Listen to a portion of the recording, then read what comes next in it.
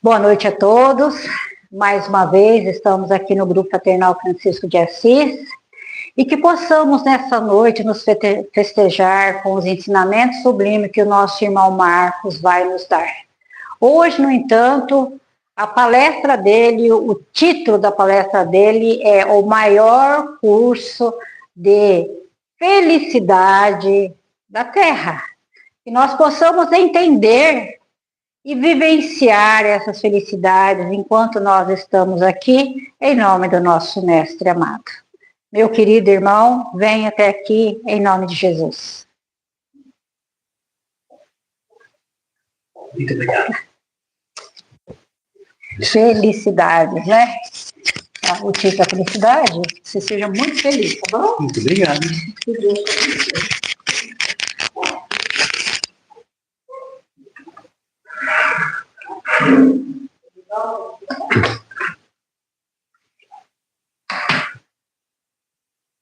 Senhores, senhoras, irmãos, irmãs, espíritas, amigos, amigas, que nos acompanham pelas redes sociais, que agora é a plataforma do YouTube, o nosso próprio canal. Nesta noite, os ensinamentos que vão chegar até nós, como a Joana do Vale já mencionou, diz respeito ao maior curso de felicidade da Terra. Que assim seja e a felicidade chegue até nós. No capítulo 5, versículo 1, 2 e 3 do Evangelho de Mateus, está escrito, Sebastião, Jesus, vendo a multidão, subiu ao monte das bem-aventuranças e assentou-se. Aproximaram-se dele os seus discípulos. Ele abriu a sua boca e com palavras começou a ensinar. Bem-aventurados os pobres em espírito, porque deles é o reino dos céus. Para entender esse ensinamento do Mestre, é necessário extrair o espírito da letra, tirar a banana da casca. E como nós vamos fazer isso? Como? Entendendo os ensinamentos do Mestre, que estão assentados em cima do texto original em hebraico. Pobres em espírito é uma expressão idiomática semítica. É uma expressão idiomática semítica. O que é uma expressão idiomática? Essa paradinha que eu dei é para refletirem, né? Quem sabe o que é expressão idiomática semítica já captou. Tenho certeza que todos sabem. Mas eu vou explicar. O que é uma expressão idiomática, Joana? É aquela que tem o seu sentido figurado diferente do seu sentido literal. Por exemplo, se eu digo cabeça nas nuvens, o que significa? Significa alguém que pegou um avião, abriu a janelinha, pôs a cabeça para fora para atingir as nuvens? Não. Significa que duas ou mais pessoas estão interagindo e uma delas está desatenta. Esse está com a cabeça nas nuvens. Isso é uma expressão idiomática. Entendi, Marcos. Expressão idiomática eu entendi. Mas por que semítica? Por que semítica? Quem são os semitas? Quem são os semitas? São aqueles povos que descenderam do patriarca Sem, filho de Noé, aquele da arca. Os descendentes de Sem são historicamente conhecidos como semitas. Daí surgiu aquela expressão que é muito usada, antissemitismo, pessoas que têm preconceito contra esses povos descendentes do patriarca Sem. Esses povos, os semitas, eles se fixaram na região do Oriente Médio, nas proximidades do Mar Mediterrâneo.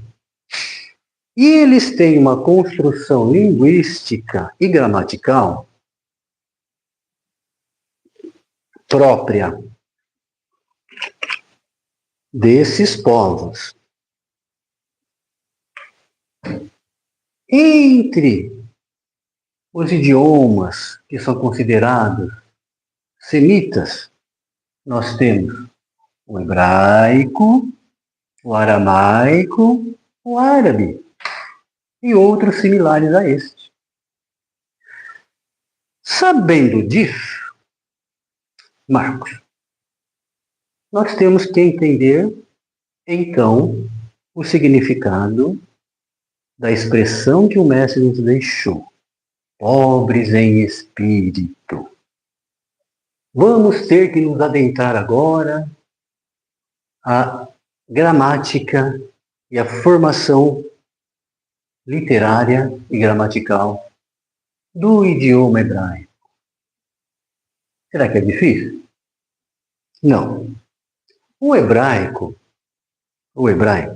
é como se fosse o inglês hoje em dia. Nas viagens internacionais, hoje, nós falamos o inglês. E a construção do idioma inglês é da seguinte forma. Coloca-se substantivo ao lado de substantivo. Vamos dar um exemplo lá no quadro demonstrativo. Produção, por favor.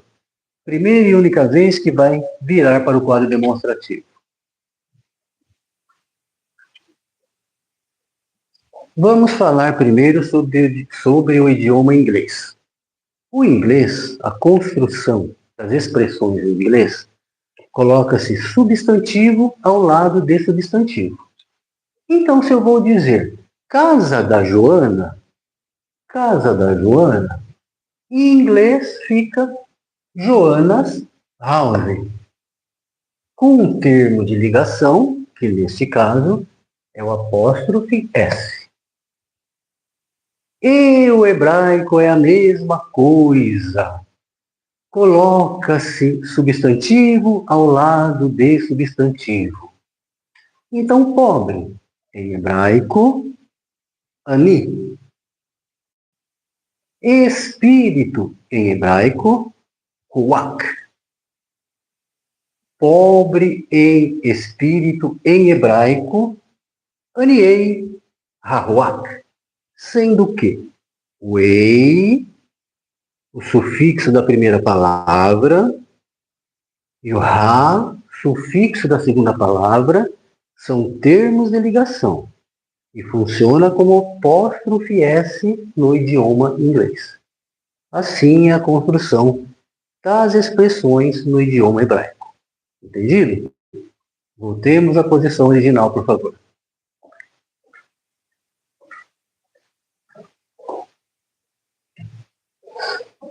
Então, Jesus disse, pobres em espírito. Se ele tivesse dito apenas pobre, seria alguém com carência de recursos materiais. Mas não foi isso que ele disse.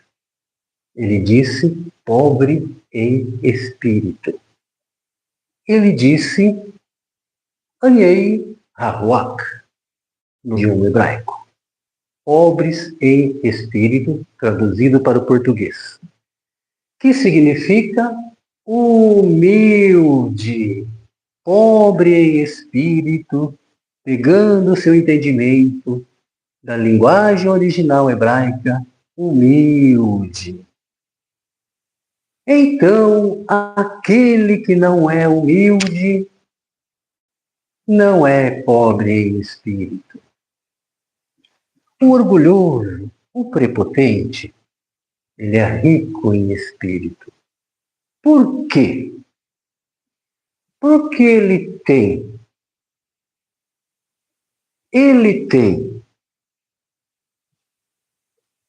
potências espirituais inúteis, que não são úteis para a sua elevação espiritual, para esferas superiores.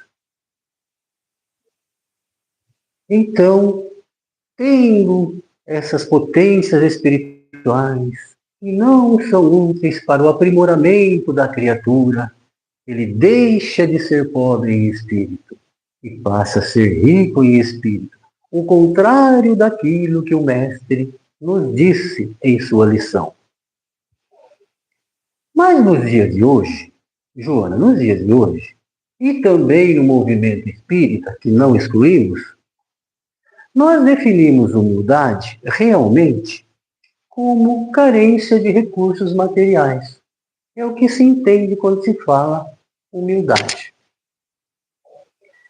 Mas a verdadeira humildade, Jesus disse, meus filhos, a verdadeira humildade não pode ser vista com os olhos da carne. A verdadeira humildade só pode ser vista com os olhos do Espírito. Você tem que ser espiritualizado para poder enxergar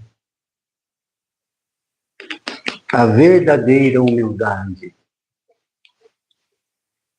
Vamos fazer aqui uma pequena dinâmica? Faz tempo que a gente não faz, né? Vamos fazer uma pequena dinâmica aqui, para a gente entender. Tem pessoas que têm um grande patrimônio material, Sebastião. É um grande patrimônio material. Mas está sempre envolvida em causas do bem. Patrocina causas do bem. Auxilia instituições do bem. Creches, asilos. Está sempre pronto a ajudar os outros. Este é um espírito humilde, apesar dele ter muitos recursos materiais. E tem pessoas que estão morando nas ruas e é arrogante e orgulhoso. Já chegamos a ter experiência com isso, né, Verônica? Se nós oferecermos ajuda a pessoas que moram na rua e a pessoa recusar. Não, eu não quero. E é alimento. Não, eu não quero. Eu não quero. Não preciso disso. Olha só a arrogância de uma pessoa que morava na rua e que nós passamos por essa experiência. É isso que define o humilde e o arrogante e o orgulhoso. Agora nós começamos a tirar a banana da casca e vamos comer o fruto. Vamos comer o fruto. Pobre, em sentido material, é carência de recursos materiais. Pobre. Se a gente for no shopping, olha só, se a gente for no shopping, está passeando no shopping, como algumas vezes nós fomos, né? Olha uma vitrine assim, nossa, gostei desse blazer. Vou entrar nessa loja. Vamos ver quanto custa? Entra lá. Quanto o vendedor vem de encontro, né? Que ele tem interesse em vender. Meu amigo, quanto custa esse blazer? Ah, esse custa R$ 2.999,90. Não chega nem a 3.000. Aí você vê que você é pobre, né? Vou comprar um blazer por R$ 2.999,90. Não é para mim. Isso é um regime de troca. Se eu negociasse com esse vendedor, o que eu não fiz porque estava muito caro, eu daria o dinheiro, ou pagaria com cartão, ou faria Pix, que está na moda hoje, né? Passa um Pix lá para a loja e recebe em troca a mercadoria. É um regime de troca. Obra em sentido espiritual também é um regime de troca. Por quê? Porque tem que saber doar, mas tem também que saber receber, Joana. Tem que saber receber para ser humilde. Vou fazer agora aqui. Vou contar agora aqui uma tradição do povo hebreu, que é muito interessante. Na tradição do povo hebreu, que ilustra bem essa questão da humildade, eles têm um ditado na sua tradição. Dizem assim: o humilde é o mar da Galileia. Ele recebe as águas que vêm das montanhas de Hebrom e das colinas de Golã e entrega para o Rio Jordão. Entrega para o Rio Jordão. É humilde. Orgulhoso é o Mar Morto. Ele recebe as suas águas do Mar da Galileia, que provém do Rio Jordão, e entrega para ninguém. E entrega para ninguém. Isto nos traz o entendimento de que humildade é o equilíbrio entre saber doar e saber receber. Se você não sabe doar, você não é humilde. Se você não sabe receber, você também não é humilde. Por quê? Por quê? Se você olha para alguém, qualquer posição social que essa pessoa tenha ou esteja, e diz assim: essa pessoa não tem nada para me oferecer. O que eu tenho já é superior ao que ela poderia me oferecer. Então você é rico em espírito, prepotente, orgulhoso, egoísta. O humilde tem certeza que sempre precisa receber.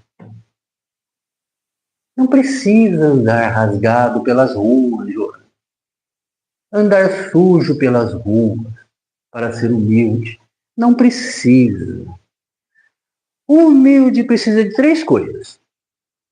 Primeiro, reconhecer que sempre precisa receber nesta jornada pelo mundo material que estamos atravessando. Segundo, reconhecer que todas as pessoas do mundo têm alguma coisa para te doar. E terceiro, saber receber com humildade. Como é que sabemos receber? Como é que nós sabemos receber?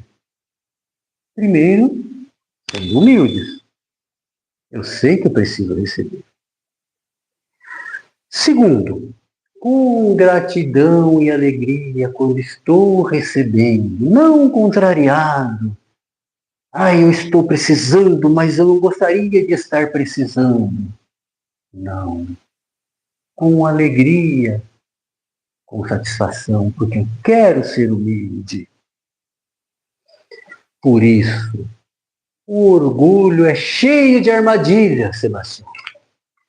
O orgulho é cheio de armadilhas ocultas. Vamos fazer aqui uma dinâmicazinha pequena. Uma pessoa passou a vida inteira doando algo para os outros, mas ele não sabe receber. Nunca soube receber. Então, ele não é humilde, é prepotente, é orgulhoso. Tem um orgulho oculto, velado. Está oculto o seu orgulho atrás daquela ação de doar que ele sempre fez. Ele sabe doar, ele até doa, mas não sabe receber. Eu estou doando, não preciso receber. Olha o orgulho oculto, velado. Por isso, Jesus nos trouxe, nos presenteou com a parábola do bom samaritano, para entendermos isso. A humildade, o saber doar, mas o saber receber. Isso está no capítulo 10, versículos 25 a 37 do Evangelho de Lucas. Hoje saímos de Mateus. Do Evangelho de Lucas, Sebastião. Você que fala, você só fala do Evangelho de Mateus, Mateus. Estou falando agora do Evangelho de Lucas. Está escrito no Evangelho de Lucas. O doutor da lei chegou para Jesus e disse: Mestre, o que eu tenho que fazer para ir para o reino dos céus e morar com você? Olha a pergunta do doutor da lei. Ele quer morar com Jesus na governadoria espiritual do planeta. Ele quer ser um espírito puro. Porque quem mora na governadoria espiritual do planeta é um espírito puro, que já passou por todos os degraus da escala evolutiva. Olha a prepotência do doutor da lei. Então Jesus entendeu que ele estava perguntando nada. Nada. Porque nem sempre que alguém pergunta alguma coisa, ele quer saber realmente. E Jesus disse, sacerdote, o que está escrito na lei? Aí o sacerdote ficou extasiado. Era isso que ele queria.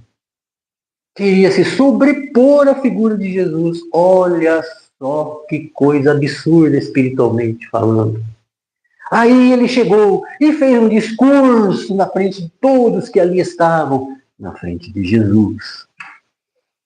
É preciso amar a Deus sobre todas as coisas, amar ao próximo como a si mesmo. E falou, e falou, e falou.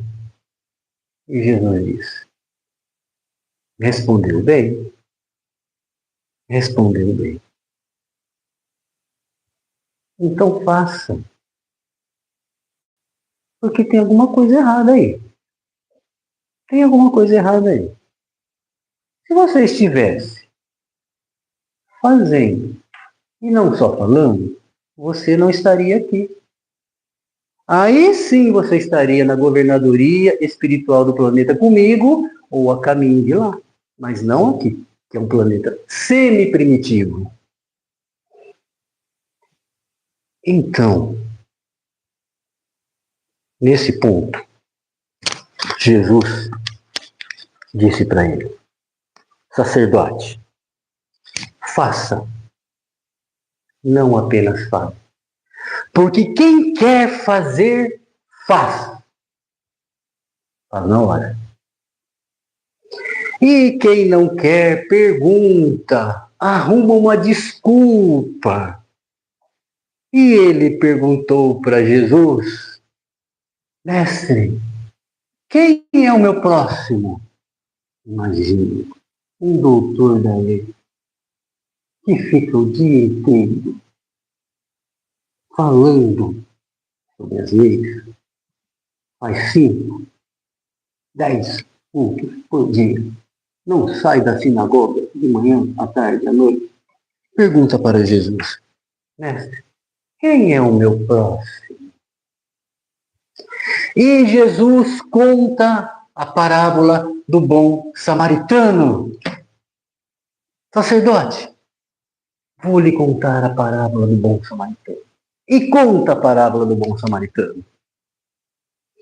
Aí, quem ouve a parábola? Nós também. Imaginamos um samaritano, aquele comerciante próspero, vestido com roupas finas, elegantes, montado em seu belo cavalo e andando pelos caminhos da onde eles estavam. Mas o personagem principal da parábola é o homem caído. E ninguém se apercebe disso. Aí Jesus devolve a pergunta: Sacerdote, quem é o próximo daquele que estava caído? E nós ficamos procurando o nosso próximo para ajudar. E nós ficamos procurando o nosso próximo para ajudar. E não nos apercebemos. Onde nós estamos? Nós estamos num planeta de provas e expiações. Muito bem. Por que nós estamos aqui? Porque nós não temos atributos espirituais para estar além daqui ainda. Ainda. Então, o caído é você. Porque senão você não estaria aqui. O caído da parábola do bom samaritano é você. Nós falamos assim: eu vou fazer caridade hoje. Hoje eu levantei com vontade de fazer caridade. Eu vou dar uma cesta básica para pessoas que eu sei que precisa. Tem uma pessoa que eu conheço que precisa, vou lá levar uma cesta básica, vou levar um cobertor porque está começando a esfriar. Não está começando a esfriar, né? Porque nós estamos em novembro. Mas na historinha, vamos levar um cobertor para a pessoa. Né? Aí, Jesus diz: você só vai entender o que é caridade e quem é o seu próximo no dia que você estiver recebendo ajuda. Aí você vai entender. Quando você estiver caído e precisar de uma mão para te levantar, você vai entender realmente o que é caridade. Então, você tem que ser humilde, tem que ter humildade. Esta é a lição da humildade. É sempre ter consciência de que você precisa sempre, de que você é um eterno necessitado, porque você está aqui e a caminhada à sua frente ainda é longa. Por que, então, nós não somos humildes? Porque nós não entendemos ainda que nós somos eternos necessitados. Não materialmente, muitas vezes, mas com certeza espiritualmente, necessitando de melhores atributos para caminharmos e nos aprimorarmos. A Verônica sempre fala: conte uma história que fica muito mais interessante a palestra. Conte uma história. Eu vou contar uma história para ficar interessante. Uma pessoa passou numa estrada rural, aquelas estradas que não tem nem asfalto ainda, né? Estrada de terra, com um carro importado. Estava lá, com o carro importado. E viu ali na frente um morador local sentado, chapéuzinho na cabeça, cabecinha baixa. Parou ali perto dele e perguntou assim: Moço, essa estrada leva para Luiz Antônio? Ele respondeu: Não sei não, senhor. E essa região aqui que nós estamos, qual região é? Não sei não, senhor. Mas você não sabe nada? É, mas não sou eu que estou perdido.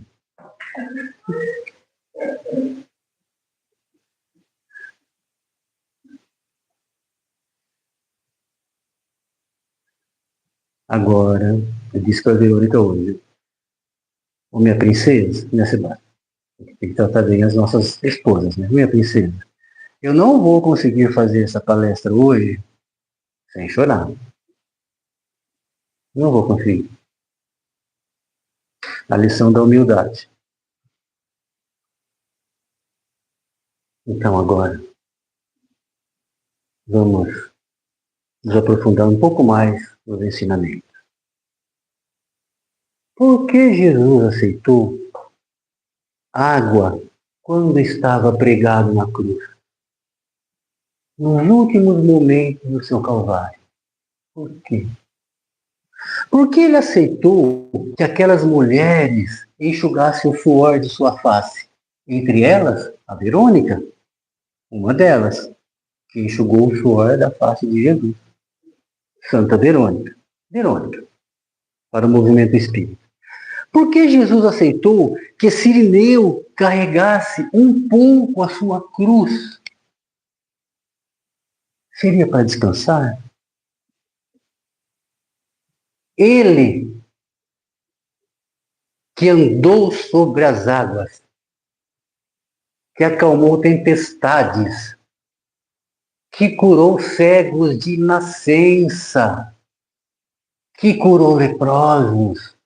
Os leprosos chegavam até ele com o rosto desfigurado, sem orelha, sem nariz, sem 2 dedos da mão. Ele impunha suas mãos sobre ele e o seu corpo se reconstituía. Por que ele não fez a cruz levitar acima de sua cabeça? Qualquer médio de efeito físico faz objeto levitar. Qualquer médio de efeito físico, nós já vimos. Sabe por quê? Porque ele é humilde. Ele viveu a humildade. Ele não veio aqui falar da humildade. Ele veio viver a humildade. Aprenda de mim, que sou manso e humilde de coração, são as palavras de Jesus. Essa é a verdadeira humildade. Tem que saber doar. Mas tem que saber receber. Tem que ter um equilíbrio nos 2 pratinhos da balança.